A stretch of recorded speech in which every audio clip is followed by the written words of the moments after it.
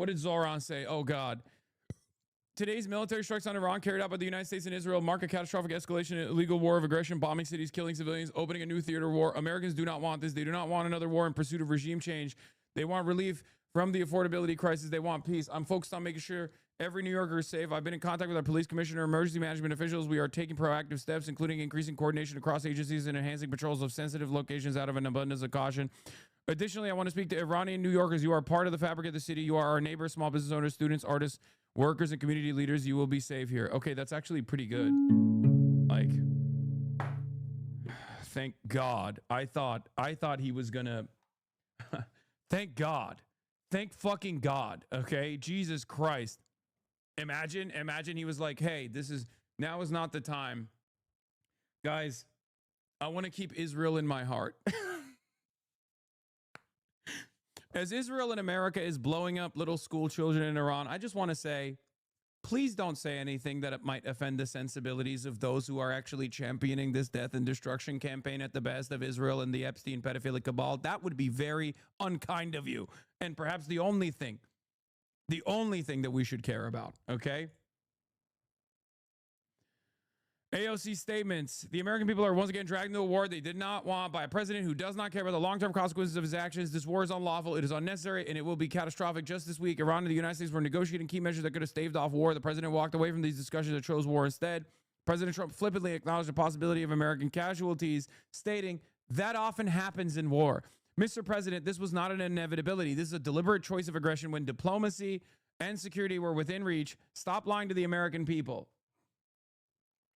Oh, yeah, I'm going to talk about Israel doing Israel shit again. They struck an opposition figure that was under house arrest. Luckily, he's still alive, but that's crazy. Anyway.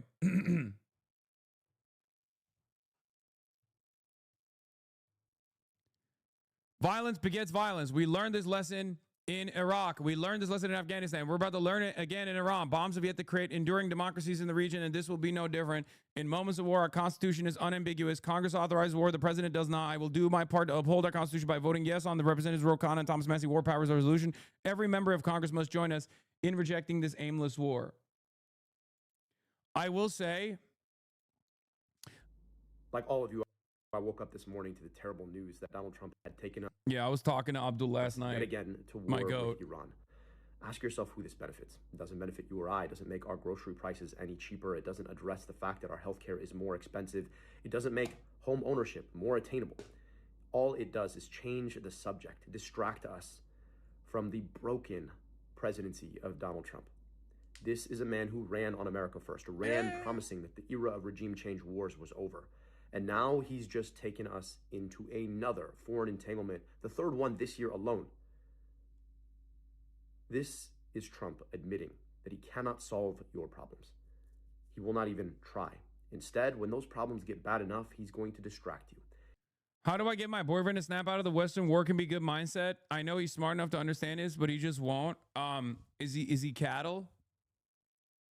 Does he sometimes go, like when you bring him treats? Do you sometimes smack him in the ass and he just gets really excited and runs away, runs off into the distance, galloping around? Does he go,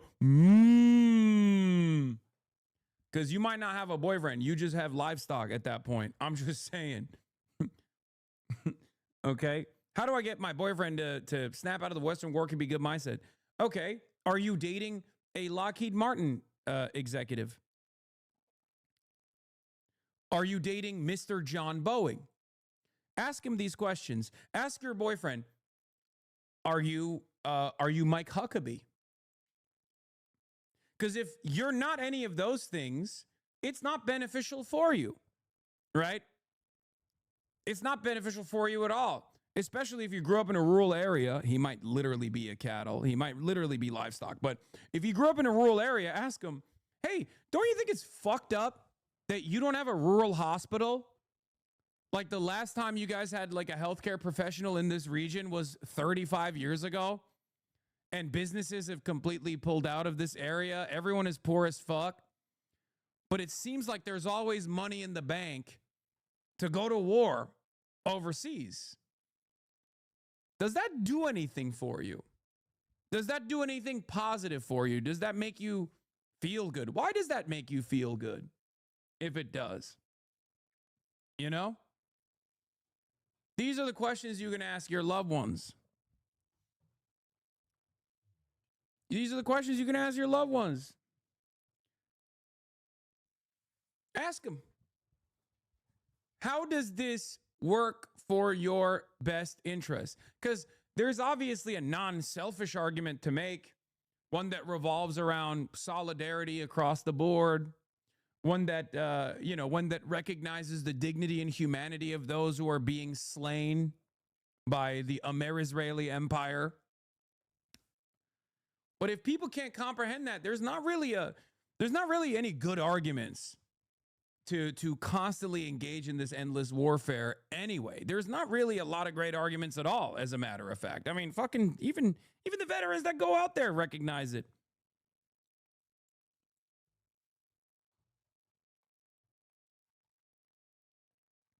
He's going to distract you by weaponizing ICE on your street, killing American citizens, telling us that he's doing something about immigration while he's really just weaponizing and normalizing paramilitary force. I'm going to have Jeremy Scale on to talk right now. He's going to take us to war. War with a nation of 93 million people that's got serious ammunition and artillery behind it. We don't know where this ends.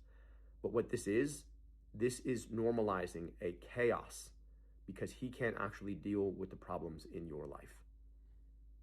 This is an illegal war. There is no justification for it. He didn't even try to justify it to Congress. He had every opportunity in his State of the Union. He didn't. He's not trying to justify it to the international community because, again, there is no justification. Who benefits from this? How many American women and men are going to get broken over wars we never should have fought?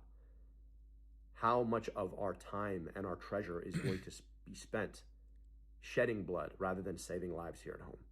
This is unacceptable. No war with Iran, and we are going to stand up every single day to oppose this. Iranian regime, a vicious group of very hard, terrible people. Its menacing activities directly endanger the United States, our troops, our bases overseas, and our allies throughout the world. For 47 years, the Iranian regime has chanted death to America and waged an unending campaign of bloodshed and mass murder, targeting the United States, our troops, and the innocent people in many, many countries. All right, let's bring in CNN's Elena Treen. She's reporting from Palm Beach, Florida. Elena, the president said on Friday that he was not happy with where the talks were with Iran, and now we're seeing the consequences of that.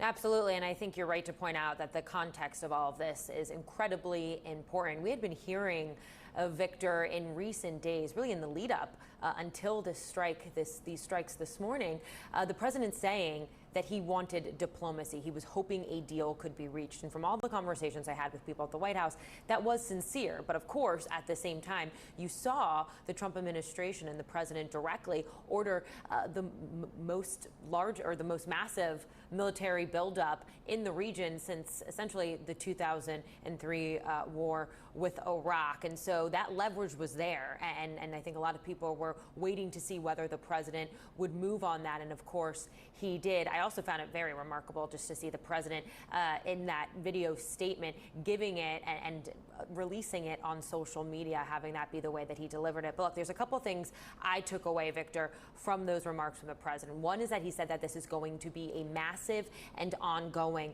operations. And that comes as sources are telling our colleague Zach Cohen and I that the United States is planning for there to be several attacks or several days of attacks. This is going to be a long operation and could ultimately be, the largest military operation the president has ever overseen, including during his first term. But another moment that I found very striking as well is that he essentially... I've long said that George W. Bush is the worst contemporary administration that America has ever seen, bar none, because of the global war on terror. After today's events, depending on where this goes, I think Donald Trump is objectively now the official title holder and is far more devastating. I will say that. I think that his reign of terror is going to be more consequential than George W. Bush. If this goes the way that they're signaling, and there is a destabilization of Iran in particular, it is truly, I mean, at the domestic front, Trump is worse. All this stuff is true, right? I mean, George W. Bush did the Patriot Act. He walked so Trump could run. All this stuff is theoretical. But if you look at if you look at the actual, like, incalculable death toll of the global war on terror, the destabilization that that came afterwards or during, until, I would say, like, until this moment, they were competing with one another. From this point onward, I think Trump takes the cake. This isn't to say that Donald Trump was good by any metric, by the way. I'm just trying to highlight how evil the Bush administration was. And effectively called for regime change in Iran. The president said in those remarks, quote, "When we are finished, take over your government." That was a message He cares more about Iran's democracy than he cares about the U.S. democracy? No, brother. He does not care about either democracy. He does not care about democracy, period. And he's never cared about Iranian democracy. That's not a real thing. You don't bring about democracy by blowing up schools. You don't bring about democracy by blowing a country up. That's just a lie that they half-heartedly told the American population leading up to this. And I guess some people were silly enough to believe it. But that was never the case. That was never the truth. Directly to the Iranian people. It will be yours to take. This will probably be your only chance for generations. That is a huge statement, particularly as really over the past year or so, ever since the president went into office for his second term, all of his top advisors were trying not to say that directly. And even though the president didn't say it directly, he came as close as he ever really has to acknowledging that one of the goals in this larger operation is to potentially see if the Iranian people can use this weakened state that the regime now finds itself in to kind of overthrow and push against the government there. So that was a remarkable thing as well. I also think it's worth pointing out, and you mentioned this, Victor, just how disappointed and frustrated the president seemed yesterday when talking about the negotiations that were going on just 2 days ago in Geneva between the president's top advisors, Steve Witkoff, and his son-in-law, Jared Kushner, with the Iranians and intermediaries in Switzerland, saying that they did not go far enough. And what we know that the United States wanted from Iran was to, one, be very clear that they had no goals and did not want to ever make a nuclear weapon, and also that they would commit to zero enrichment of uranium, things that the president argued they were not able to get to. And so that is what's led us to this moment. But of course, so many big questions, I think, that many Americans still have about what the future of this is going to look like. It's really interesting that one of the questions that I keep receiving in the chat over and over again is like the coverage around whether or not Ayatollah Ali Khamenei is dead or not. The Israeli intelligence has often been correct in their assessment whenever they say, like, a high-profile target has actually been assassinated. There are very few instances where they actually get it wrong. They lie about everything else. But the Israeli intelligence is saying that Ayatollah Ali Khamenei is dead. Iran is saying that that is not the case. Now, judging by past performance, he could just as well have been killed. The issue here that a lot of people don't comprehend is that is not as meaningful as you think it is. Okay? Even if that was the case, which there's no evidence for at this moment, that's nowhere near as meaningful as you think it is, or meaningful in the direction that you think it might help boost morale of like some on the ground movement of Iranians that are going to now seize control over the government. Okay? As I talked about with Jeremy earlier, there is a line of succession. This is a competent government with a contingency plan built into it, with horizontal expansion and numerous other forms that can seize control over the government and the government functions and continue retaliating against both the United States and also Israel. And not only that, but also there is a regional significance for the Ayatollah as well. as you probably know by now, if you've been in here for a long enough time, that there are Shias all around. There are Shias in Lebanon. There is a robust Shia population in Iraq, in places where there are, American military bases, and their response to the assassination of their highest, their highest religious figure will not be kind. Okay.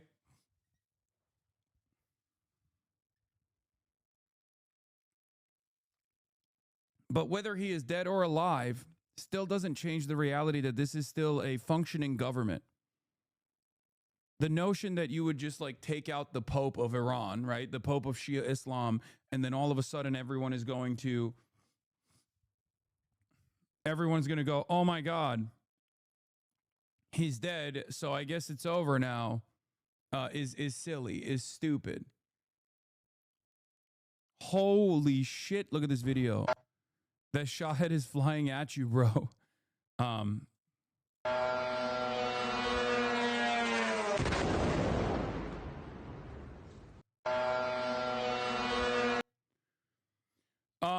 For the record, and I saw this with my own personal fucking 2 eyes when I was in Doha. Not to say that this is happening in Doha right now, but if you're wondering, if you're curious as to why the Iranian drones are being expended on like civilian infrastructure in hotels and whatnot, I suspect that the Iranian intelligence has seen that the American military has not fully left they've left the bases, but they've probably not fully left the countries. They're not all in Israel or whatever. I suspect that they're probably staying in those hotels because there's no other reason why they were just like, this is Iran attacking all the Middle East, not Israel. Know your enemy, buddy. Wait, what? Is Iran attacking everyone, not Israel? Know your enemy, bud. Do you think Iran is just attacking Bahrain and the Gulf states for no fucking reason? Are you stupid? I'm literally in the process of explaining to you why they're not only striking American radar and American military bases in the region, but they're also most likely striking at these civilian infrastructure because the American military assets have moved into the civilian infrastructure and they're basically waiting it out. Now, is that actually within the rules of war? I don't think so, but does it fucking matter? Obviously not, right? There are no more rules of war at this point. This is the design that Israel and America had for the rest of the world.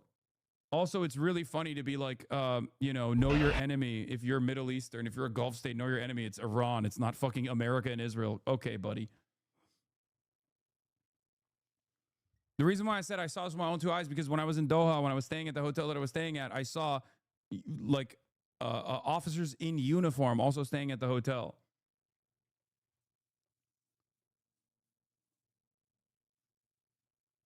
Scenes of damage to the Kuwait airport following his targeting by a drone.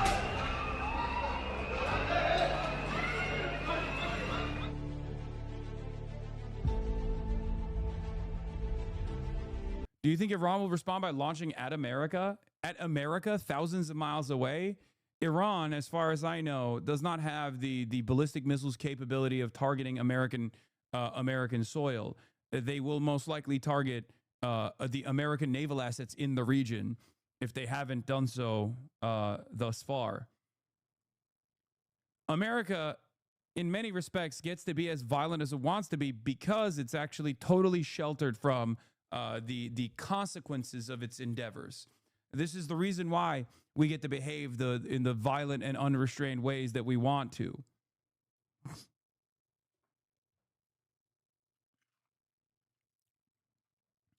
I support all I support all the lies the war is based on, but not the war itself. Old liberal proverb. Now compare and contrast Zohran Kwame Mamdani's statement about going to war with Iran and what the consequences of that might look like versus Gavin Newsom. The corrupt and repressive Iranian regime must never have nuclear weapons. The leadership of Iran must go. But that does not justify the president of the United States engaging in an illegal, dangerous war that will risk the lives of our American service members and our friends without justification to the American people. President Trump is putting Americans at risk abroad because he is unpopular at home. This is the lackluster shit lib response to Donald Trump literally fucking waging war with Iran. It is mind-boggling. Also, the name of the Green Movement leader is Mir Hussein Musawi, not Ali Akhtar. Sorry, Ali Akhtar is the area that he's in. Also, Samira Zone is in here and has been yelling at me for the last week. Okay?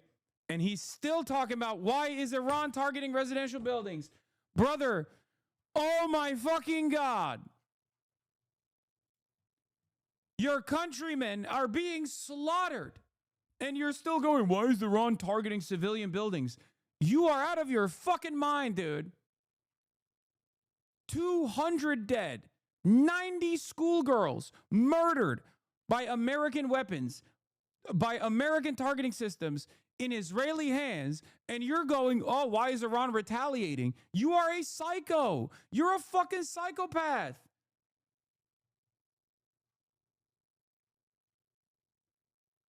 Jesus Christ. Please, what the fuck? This is what we were talking about. This is what I was saying for weeks and weeks on end. The notion that like Americans care about liberal democracy in Iran is so fucking stupid because America wants to blow up Iran. America wants to kill even more protesters than the Iranian government did. And you're over here thinking that this is going to be a liberatory act. It's not. Oh. Anyway.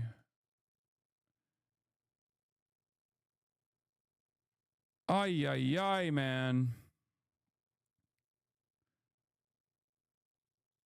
And that has been a big struggle. You can criticize both? No, you can't criticize both. What do you mean you can criticize both? What are you talking about, dude? What are you talking about? The Iranian government's repressive elements or the Iranian government's repression is inconsequential if we're talking about tens of thousands more people dying in the hands of a foreign state. What the fuck do you mean? The actual response, the actual repression from the state in and of itself is completely unacceptable. But once again, as I kept repeating over and over again, like you're literally looking at one strike, two strikes on two different girls' schools that killed 9 to 13-year-old girls by the dozens, like 85 plus 9-year-old girls died in a fucking school. Like, what are we talking about? What the fuck are we talking about? There is no both sides. There was no both sides in fucking Gaza either. There's no both sides in fucking Gaza. There's no both sides. Is there a both sides in Ukraine? Do you spend a good deal of time talking about like Ukrainian repression? Oh, Zelensky is not allowing democracy to thrive in Ukraine. I don't give that argument any fucking credence.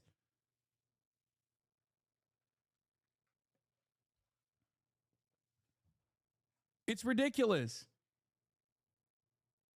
Yes, I know CBC released my interview today. Hassan Piker comes to Canada. Comments are turned off. Oh, brother.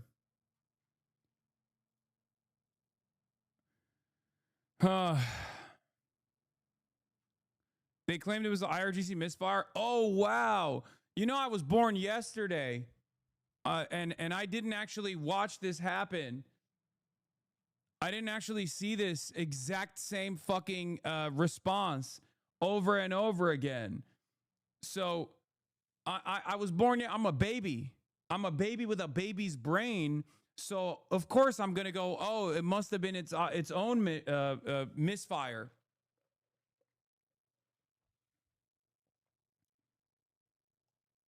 Oh, shit, dude. Is there any way for you to check if your YouTube stream is restricted? Why are you saying that? I don't think it is. Why? Because there's not a lot of people watching on YouTube. Is that what you think?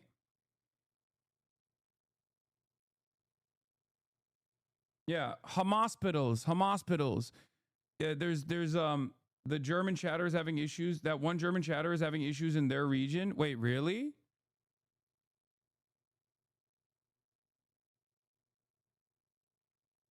Oh.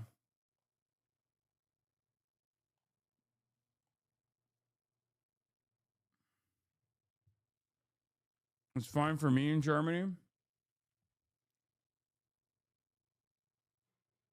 Here, let me fix it. Okay? Are you ready? I'm going to fix it. 1 second. Israel has a right to defend itself. Am Israel Chai, Am Israel Chai, Am Israel Chai. Israel has a right to defend itself. Israel, most moral nation in the world. Israel, best nation in the world. Israel, only nation in the world. In my heart and my soul, I am Israeli. I would love to be Israeli one day. I think that Iran is the scariest country on the planet, much worse than Israel. Iran actually did a genocide and killed 17 million Iranians in 2 days by facilitating the only nuclear strikes that the only nuclear arms that they actually had developed, they developed and used against their own population, as opposed to the fake genocide in Gaza. That's not a real genocide. The real genocide is actually when Israeli feelings are hurt. I love the nation state of Israel. I think Israel should be able to deploy its Jericho 3 nuclear first strike capabilities on every country. I hope one day that Israel actually, if we ever step out of line, maybe Israel will use it on me. Okay? There you go. Is that good? Hopefully this will fix the algorithm, and I will get the algorithmic boost from YouTube as well. $7,000 has been deployed into my bank account. Yes.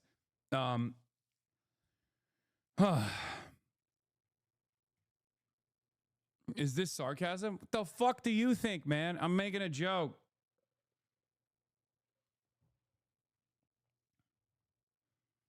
Yeah, I love AIPAC. AIPAC is just the democratic wishes of the overwhelming majority's population, who are also stupid because they don't understand how important Israel is.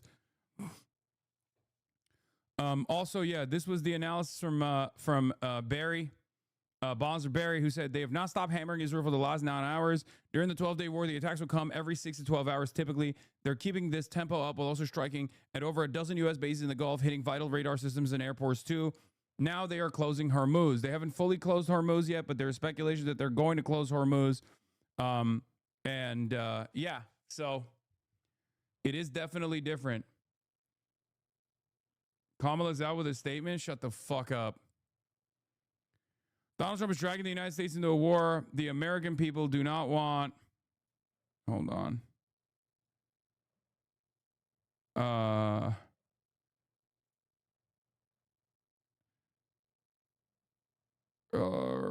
Let me be clear. Let me be clear. Let me be clear.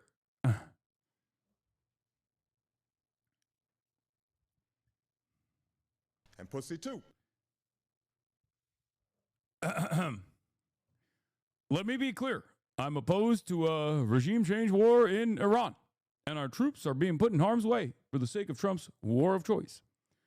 This is a dangerous and unnecessary gamble with American lives that also jeopardizes the stability in the region. And pussy too. And standing in the world.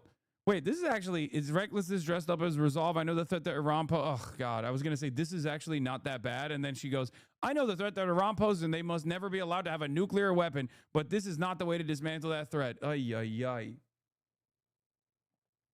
Lending credence as to why this war must be waged while criticizing the way you're waging the war is the most idiotic, lackluster, totally neutered, totally feckless, liberal version of I'm doing my part, okay?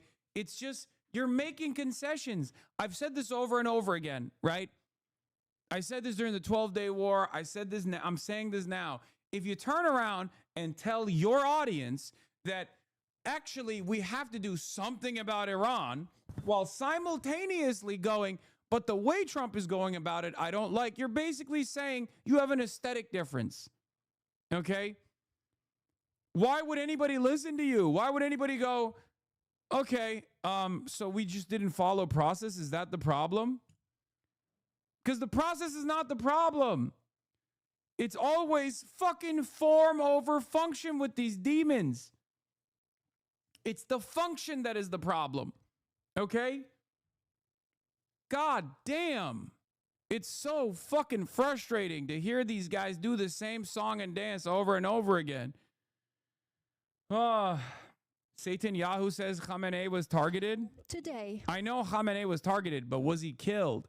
That's the question. And the Israeli intelligence claims they are so sure that he was killed. He might have been. But I'm not so sure that the equation changes in a way that suits Israel's purposes if he was, as a matter of fact, assassinated. in the opening attack, we have targeted the site where Khamenei was. This tyrant who has spread the terrorism across the world, and who was the architect of the plan to destroy Israel. This plan has been destroyed completely. Today, in the open, It low-key might just allow for somewhere younger, more radical to take the reins. I mean, like, here's the other side of the story, okay?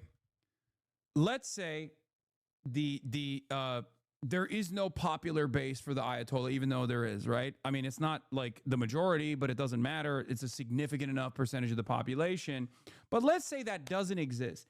Let's say everyone is now secular in Iran. They're secular, they're Western focused, they love the West, but they're still anti-Zionist. And they still have a indigenous, indigenous munitions manufacturing industry. And they're still continuing along with their facilities, their underground missile silos, their underground missile production facilities, their underground missile launching capabilities are still there. They're still intact. What does Israel do then? Let's say Iran democratically arrived at the same fears that we all have about Israel. What then? Does Israel let up all of a sudden? What argument do they use at that point? Because at the end of the day, this has nothing to do with Iran's version of governance and everything to do with Iranian sovereignty being an ever-present danger and threat to Israel's ambitions in the fucking region. Okay? I can give you one example that is in line with American interests in the region. Okay? Turkey. Turkey is what they claim Iran should be, right? Turkey's a secular country, even though the leadership is more right-wing and more Islamist than ever before, but it doesn't matter. Ultimately, Turkey has all the functions of the things that they want to implement in Iran. And even the modest pushback that the Turkish government presents to Israel's ambitions in the region, despite the fact that Turkey is a fucking NATO nation, has led Israel to openly say Turkey is the next Iran. Turkey is in Israel's kill list. A NATO country.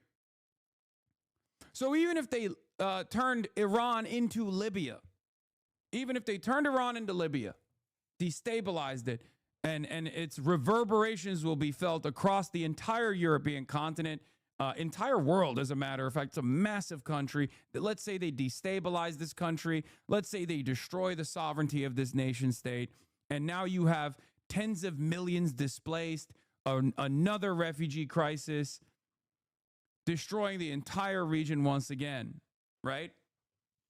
They say they want to go after Turkey next. And Turkey has been in line with Israel's interests in the region because Turkey is a servant of empire, just like Israel is a servant of empire.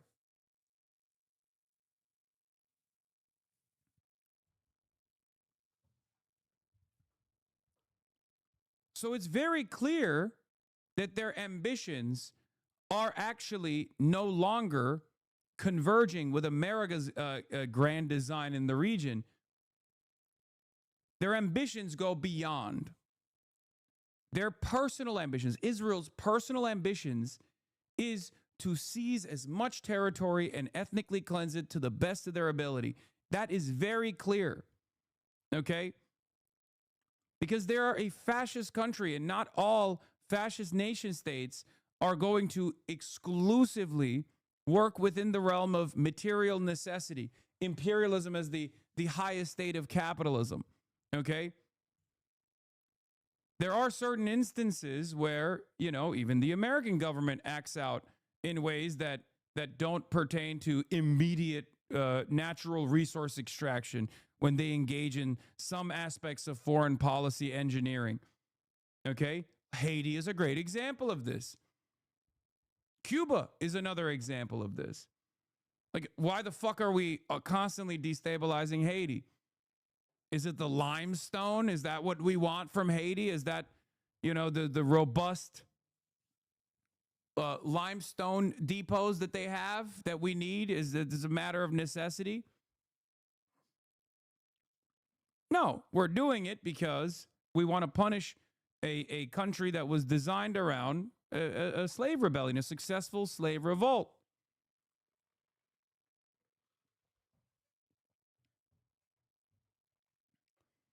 Same with Cuba. We don't want to have a stable communist government so close to the United States of America. That's terrifying. So there are sometimes ideological ambitions that supersede the grand capitalist design. And especially as liberal capitalism is failing, a lot of people lean into that fascism and the ideological purposes. And that's kind of what you're seeing with American foreign policy as Israel takes control over the MENA region and the grand design that America has in the region.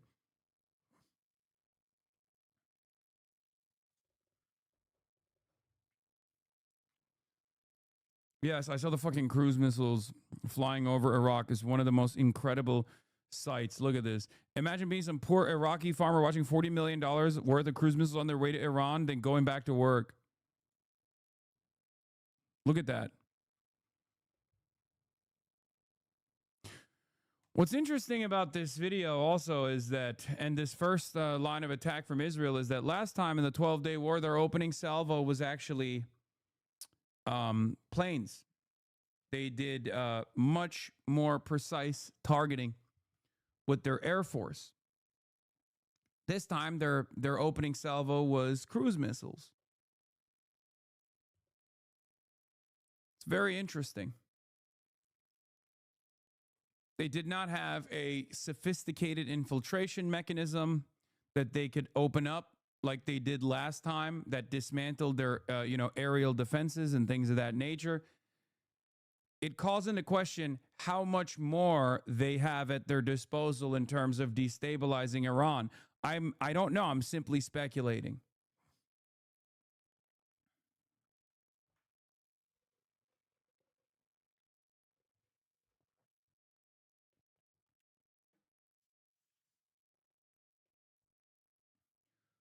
I saw a picture of a bloody backpack on Reddit. Did we really strike an elementary school? We struck 2 elementary schools. We killed 80 little girls. Not 1, but 2.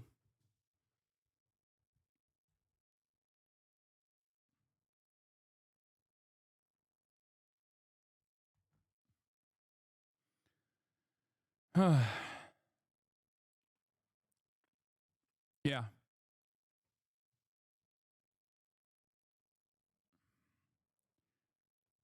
Could this be the end of America? It's entirely dependent on what level of retaliation Iran has, the capability to commit to.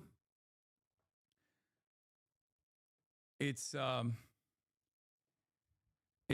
again, it's entirely dependent on what happens next. Because if Iran fucking unleashes a barrage of its more sophisticated munitions on Tel Aviv, on American naval assets in the region, and they are capable of continuing this war, continuing the retaliatory strikes, and they start killing, like actual American soldiers, service members, if they start blowing up American assets, if they are capable of holding a blockade on the Strait of Hormuz, if they're capable of unleashing full war on the oil fields and collapsing the global petroleum markets, at that point, it's up to us here in the United States of America, in the imperial core, it's up to us living in the Western world to make a big enough fuss about the instability to make it virtually impossible to continue this war. At that point, who knows what might happen?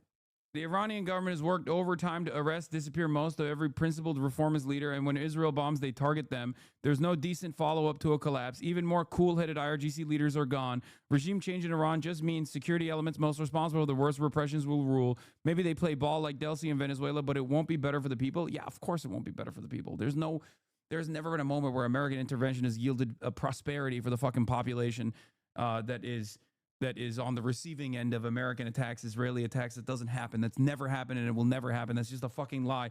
And it's not even a lie that they are committed to at this point. It's not like they're fucking saying, we're doing this for you, people. You know? They're not even committed to it.